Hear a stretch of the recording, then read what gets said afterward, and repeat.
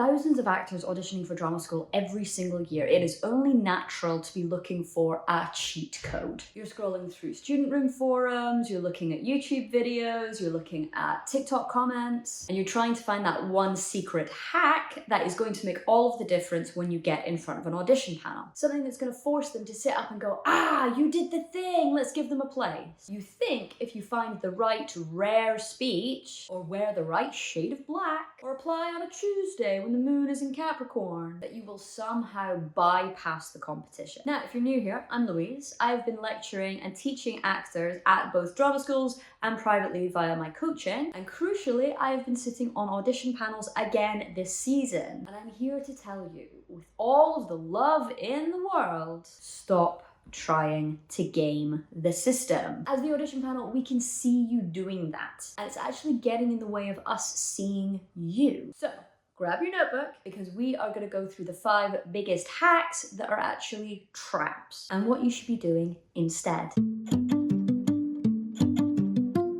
First up, it is the trap of the obscure speech. I speak to actors and some of my own coaching clients about this very thing every single year. The thought is, if you have a lesser known speech or a lesser used speech, then that is going to make you stand out for all of the right reasons. The logic is, if the panel hasn't seen anybody do this speech, then they will have nothing to compare me to. And they will also believe that I am so dedicated that I have sat for hours or even days searching for a speech that nobody else has ever heard of and nobody else has ever done. But here is the reality. If it's a contemporary speech and we haven't heard of it, it's really not that big of a deal. It's probably totally fine. It's not going to sway the audition panel one way or the other. We're really not going to bat an eye. It would be like an Olympic track runner wearing blue running shoes instead of green running shoes. It's like it's nice and all, but it's really not got any bearing on the result. What is important is whether the text is any good or not, and also whether it works for you. As long as you've got that, we really don't care if the writing is unknown. Now, if you're using a lesser known classical speech, then this is where you can start to get into some sticky water, if that's an expression. The thing with classical text is that there is only a limited amount of them, because the writers aren't writing anymore, because they are dead. So you only have a small amount to choose from, which means that you are pretty much guaranteeing other actors using the same speech as you. And that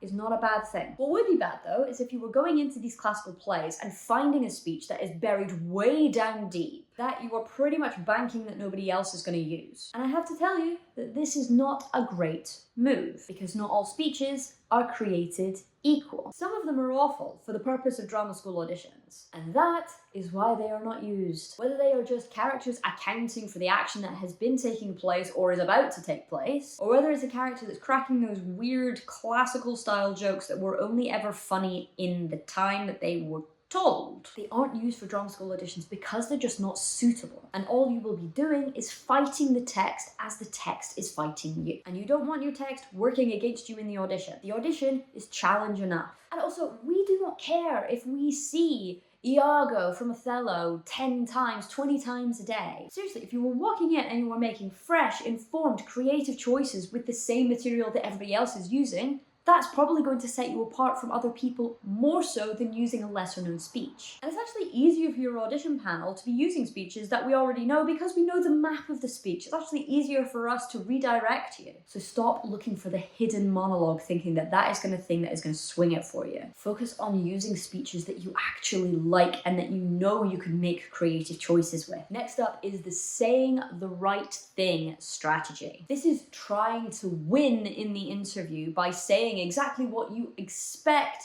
the audition panel are expecting of you. And I've seen it time and time again, sitting on audition panels will ask, why do you want to train here? And I can practically see the actor's brain scrolling through all of the documentation that we have on the website to try and give us an answer that they think we are going to find impressive. It's always a dead giveaway when they start kind of spurting out buzzwords. Like, I'm really drawn to your specific approach of ensemble-based work and how you combine that with the works of Grotowski along with other practitioners of a modern era. Why are you doing this? Like, yes, that is what we do, but you're just regurgitating that information back at us. That's not linked to anything you truly believe. So we can see that you're just not being honest. So when you try to game the interview, you basically just become a robot. You become a representative of yourself instead of actually just being yourself. And newsflash, we do not want to see the UN ambassador of you. We want to see you. So show up to your interview and say what you actually think and what you believe, and ask questions that you really want to know the answer to. Because we aren't looking for a student who can pass like a verbal exam on the curriculum that we put on the website. We're looking for a human being that we would be happy sitting in a rehearsal room for 30 hours a week for the next 3 years. We want to see your curiosity, we want to see your quirks, and we even want to see you answering with, do you know what, I'm not sure, let me think about that for a second. Because that's authentic, and your authenticity is your currency. The when and how of applying. Should I apply as soon as the applications open in October? Or should I leave it to the absolute last minute? Or should I time it for somewhere in the middle? Should I go to the Manchester auditions or should I go to the London auditions? Which panel is going to be friendlier? Listen to me, the system is not a casino. You can't just play the odds. If you are ready to apply, then apply. If you need more time, then give yourself more time and apply later down the line. Because whether you are the first person that we see on a Monday morning in November or the last person that we see on a Friday afternoon sometime in March, the criteria for what we are looking for does not change. We're looking for potential, we're looking for trainability, and we're looking for talent. Yes, of course, applying ahead of the deadline is probably going to get you in more of an organized state because you're going to be applying and probably sending self-tapes in before Christmas, and that's when everything closes down. So from a logistics standpoint, yes, sure, that's probably the best time to be doing it. But if it's not working for you because you've got a tremendous workload or whatever else, then time it for when you feel you are going to be at your best to do your best work in your self-tape. And as for the whole digital versus in-person audition, which one do the audition panel prefer, then I made an entire video on this very subject, which I think that you need to check out if you are worrying about the whole which one do I go with. But in a nutshell, if you are worried about taking time off work, spending money on train tickets and hotels and things like that to get to an audition in person, then opt for a digital audition, especially if you're overseas. God, it's expensive. But if you are local and if you work close by and you feel like you do your best work in the room, then go for the in-person auditions. We give those two options so that they can accommodate as many people as possible. And speaking as somebody who trains actors in these institutions that have people that they bring from all over the world, whether they have auditioned in person or digitally, they're there. They are training. So it's really clear that the audition panel does not favor one over the other. Next up is the cliche comedy and dramatic speech combo. Yes, we want to see range. We want to see contrast with the speeches that you bring in. But contrast extends way beyond one comedy speech and one dramatic speech, especially if neither of those two things are strengths of yours. So please don't think that you have to choose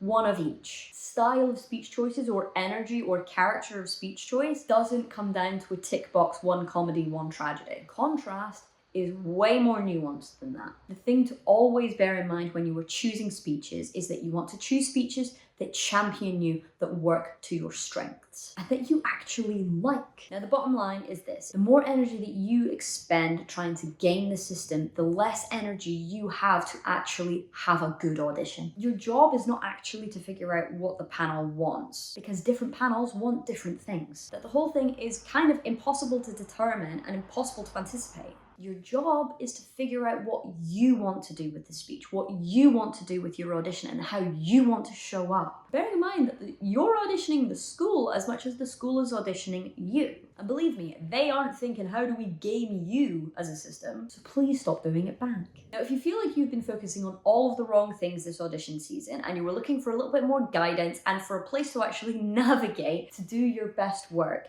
then I highly suggest signing up to my new online platform, act.cool. I've designed this platform specifically for actors to cut through all of the noise and all of the advice that is so circumstantial, and to give you a lot more ownership and confidence within your own practice. It's a combination of tools and resources and training videos and a community. We do live workshops, we have speech lists, we've got all of the information about the top schools in the UK. It's really, really beneficial to sign up. So if you want to do that, all of the details for doing so are down below. And also, if you were looking to get one-to-one coaching with me to really perfect specific things within your speeches, within your practice, then all of the details for contacting me personally are below as well. I really hope that you enjoyed this video. Please share it with other actor friends. Thanks so much, and I will see you in the next video. Bye!